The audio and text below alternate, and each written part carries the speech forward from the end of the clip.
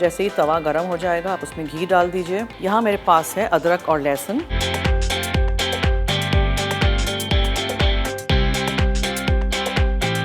दो से 3 प्याज लीजिएगा और बिल्कुल बारीक काट लीजिएगा। प्याज को हमें अच्छा सा पकाना है पहले, ठीक है। फिर इसमें टमाटर जाएगा, चिकन का कीमा है, आप बीफ का भी यूज़ कर सकते हैं।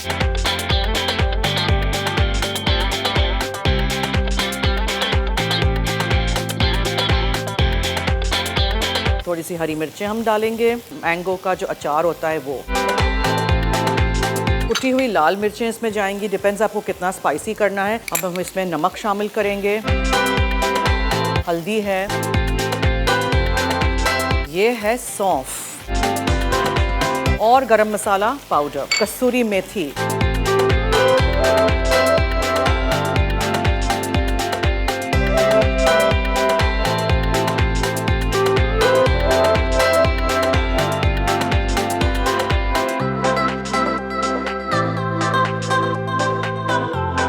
हरा प्याज, हरी मिर्चें, हरा धनिया।